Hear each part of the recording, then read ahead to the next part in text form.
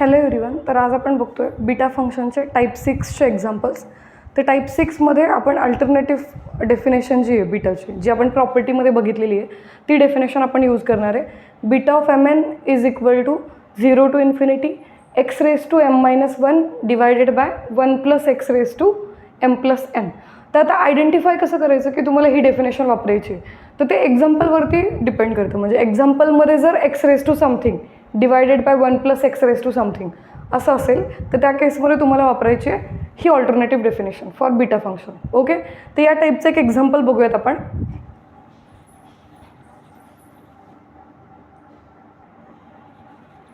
So the example is evaluate 0 to infinity integral x raised to 9 1 minus x raised to 5 divided by 1 plus x raised to 25 dx. आता हे जे example आहे हे अगदीच डेफिनेशनप्रमाणे नाही आहे, बरोबर. तर तुम्हाला कन्वर्ट करावं लागणार आहे डेफिनेशनच्या फॉर्मॅटमध्ये. तर इथं एक्स रेज टू 9ने जर तुम्ही आतमध्ये मल्टिप्लाय केलं आणि दोन इंटिग्रल्समध्ये त्याला स्प्लिट केलं, तर तुम्हाला या रिक्वायर्ड डेफिनेशनच्या फॉर्ममध्ये तो कन्वर्ट होऊ शकतो. म्हणून आपण एक्स रेज टू 9ने आतमध्ये मल्टिप्लाय करून घेणार आहे. So consider I is equal to given integral. So it is 0 to infinity x raise to 9 minus x raise to 9 into x raise to 5 9 + 5. Okay, base is same, so पॉवरची addition होईल. 9 + 5 is 14. So x raise to 9 minus x raise to 14 divided by 1 + x raise to 25 dx. Okay, आता separate जर केला denominator दोन्ही टर्म्सला, तर तुम्हाला required फॉर्ममध्ये integrals मिळणार आहेत. म्हणून आपण काय करणार आहे, तर डिनॉमिनेटर सेपरेट करून इंटिग्रेशन पण आपण सेपरेट करणार आहे. So I is equal to 0 to infinity x raise to 9 divided by 1 + x raise to 25 dx. एक इंटिग्रेशन मिळालं for the first term. For the second term the integral will be 0 to infinity x raise to 14 divided by 1 + x raise to 25 dx.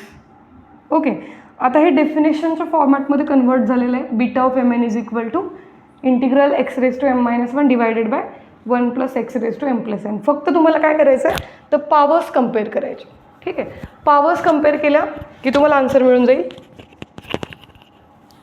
So comparing this 9 with m-1 you will get 9 is equal to m-1 implies m is equal to -1. लेफ्टला shift केलं तर 9 + 1 10 होईल, बरोबर. So या केसमध्ये तुमच्या mची value मिळाली 10. For this integral compare this 14 with m-1 you will get 14 is equal to m-1 implies m is equal to -1. लेफ्टला shift केलं तर +1 होईल, म्हणजे 15 होईल, बरोबर. सो या केसमध्ये m मिळाला 10, या केसमध्ये m मिळाला 15. आता फर्स्ट इंटिग्रलसाठी तुम्हाला n डिटरमाइन करायचं. Okay, what is your n for the first integral? m+n ची व्हॅल्यू किती आहे? m+n ची व्हॅल्यू 25 आहे. Compare this power with the 25. So m+n is equal to 25. त्याच्यामध्ये m ची व्हॅल्यू ऑलरेडी तुमच्याकडे आहे. m ची व्हॅल्यू काय आहे? 10, बरोबर. So 10 + n is equal to 25. So n ची व्हॅल्यू काय होईल? n is equal to 25 minus 10, that is n is equal to 15. So first इंटिग्रलच्या केसमध्ये n ची व्हॅल्यू मिळाली 15. And for the second integral what is the value of n? m+n is equal to 25, बरोबर. m ची value 15 आहे. So 15 + n is equal to 25. So n is equal to 25 minus 15. 15ला राईटला shift केलं, so n ची value मिळाली 10. So for the first integral m is 10 and n is 15. For the second integral m is 15 and n is 10. So फक्त या दोन इंटिग्रल्सच्या values by using this definition we have to write. जर m-1 divided by x raise to m-1 divided by 1 + x raise to m+n असेल, तर तो beta of mn असतो.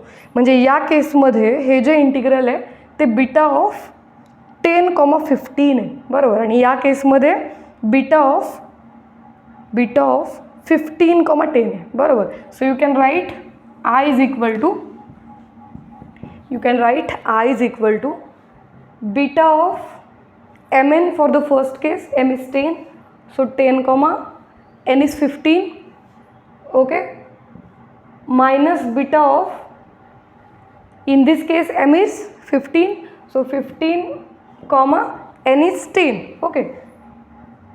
So beta of 10 comma 15 minus beta of 15 comma 10. So what is the answer? What is the answer? It is 0. Why? Why it is 0?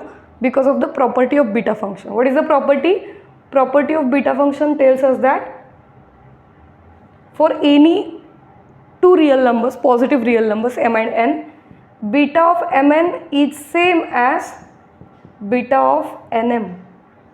Okay, that means you can change the order जरी change केली तरी जे मिळणारं answer आहे ते same असतं. याचा अर्थ beta of 10 15 is same as beta of 15 comma 10.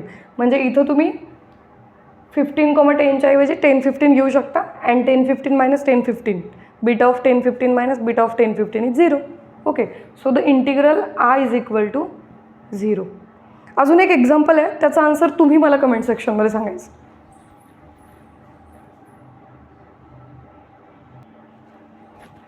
So this is the second example. Evaluate 0 to infinity x raised to 8 into bracket 1 minus x raised to 6 divided by 1 plus x raised to 24. अगदी same example आहे, same मेथडने तुम्हाला solve करायचं आहे. You have to separate the integrals. बरोबर, x raised to 8 साठीचं integral आणि x raised to 8 plus 6 is 14. सो x raised to 14 साठीचं इंटिग्रल. असे दोन इंटिग्रल्स तुम्हाला वेगवेगळे करायचे आहेत आणि मग तुम्हाला आन्सर फाइंड आउट करायचं. याचा आन्सर मला कमेंट सेक्शनमध्ये सांगायचं.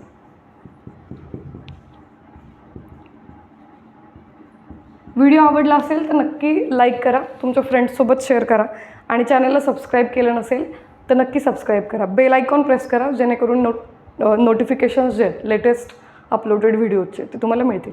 थँक्यू.